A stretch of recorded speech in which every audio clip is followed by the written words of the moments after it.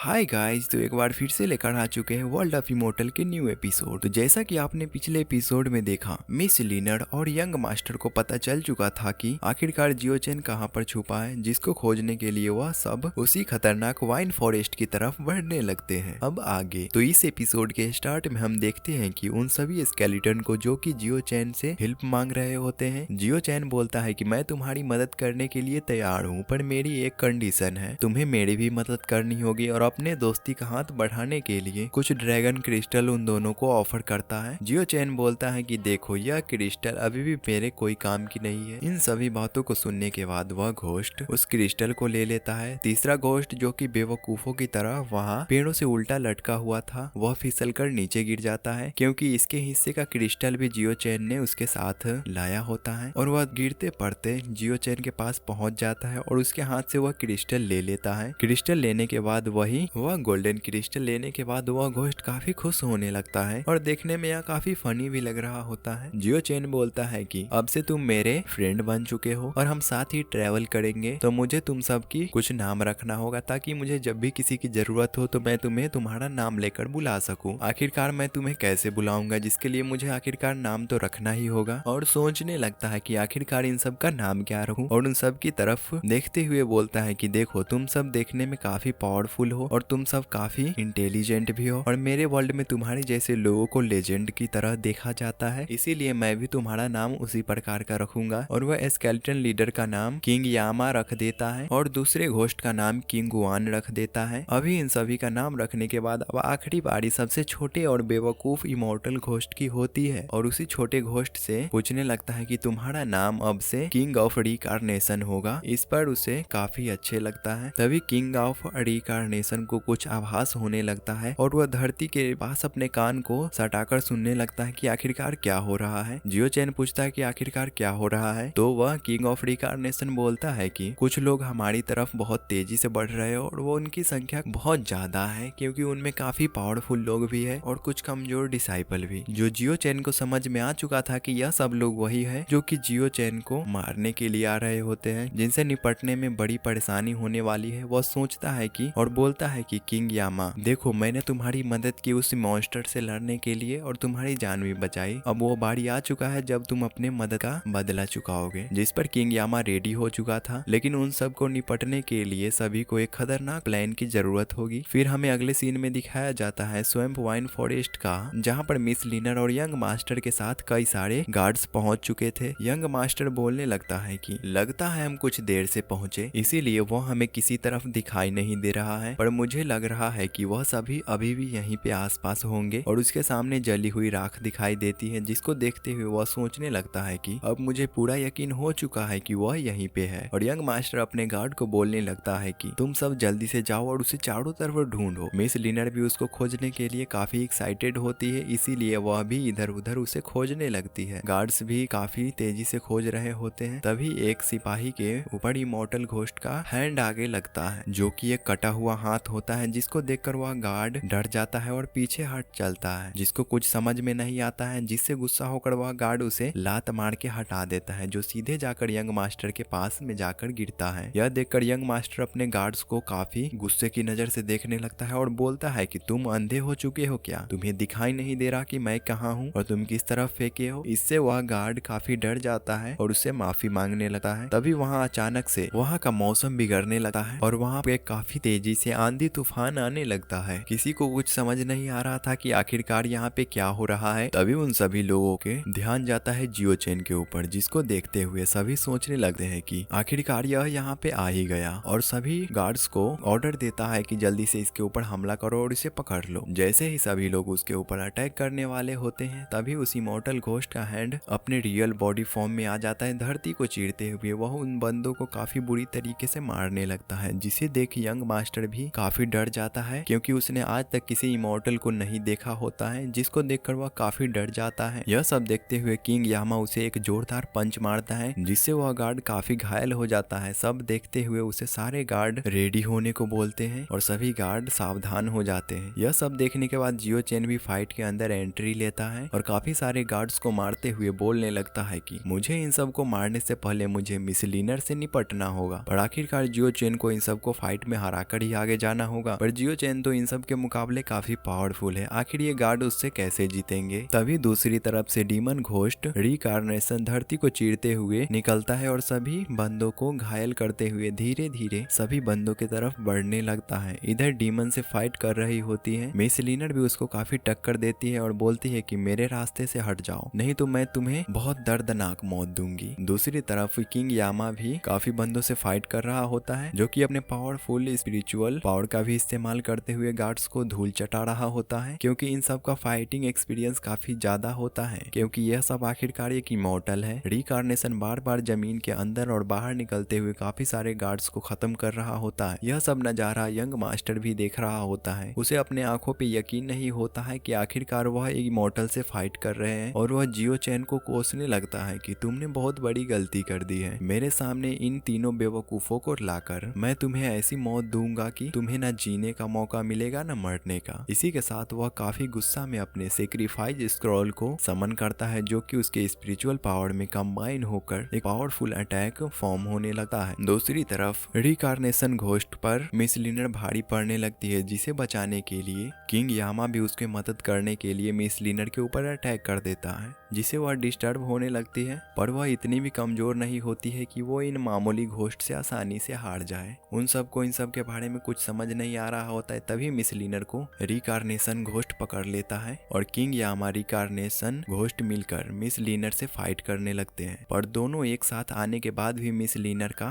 कुछ बिगाड़ नहीं पा रहे होते हैं। तभी रिकार्नेशन घोस्ट मिस लीनर के पैरों को पकड़ने वाला होता है, पर मिस लीनर बच जाती है और बोलने लगती है कि आखिरकार तुम सबकी हिम्मत कैसे हुई, तुम अपने घटिया हाथों से मेरे बॉडी को छू रहे हो, तुम्हें मैं आज जिंदा नहीं छोड़ूंगी। मेरे जैसी सुंदर लड़की को तुमने छूने की हिम्मत कैसे की। उनको मारने के लिए काफी बेताब होती है और काफी अच्छी तरीके से फाइट भी कर रही होती है। जियो चैन भी दूसरी तरफ से काफी बंदों से फाइट कर रहा होता है। तभी उसके पास में भी एक स्वॉर्ड आ जाता है, जिसे लेकर वह यंग मास्टर के तरफ बढ़ने लगता है। दूसरी तरफ से यंग मास्टर अपने सेक्रीफाइस स्क्रॉल को पावरफुल करने लगता है, जिसे रोकने के लिए जियो चैन उसके तरफ काफी तेजी से बढ़ने लगता है। पर यंग मास्टर का पावर बहुत ज्यादा बढ़ जाने के कारण जियो चैन जैसे ही उसके पास जाता है वह दूर को आ जाता है। अब यंग मास्टर के आसपास लीनर भी आ चुकी थी। इधर ये तीनों घोस्ट और जियो चैन एक साथ आ जाते हैं और उधर यंग मास्टर बोलने लगता है कि पिछले बार मैंने तुम्हारी पावर को अंडर एस्टिमेट कर दिया था, पर इस बार नहीं। मैं तुम्हें इस बार दिखाऊंगा मैं अपनी पावर को किस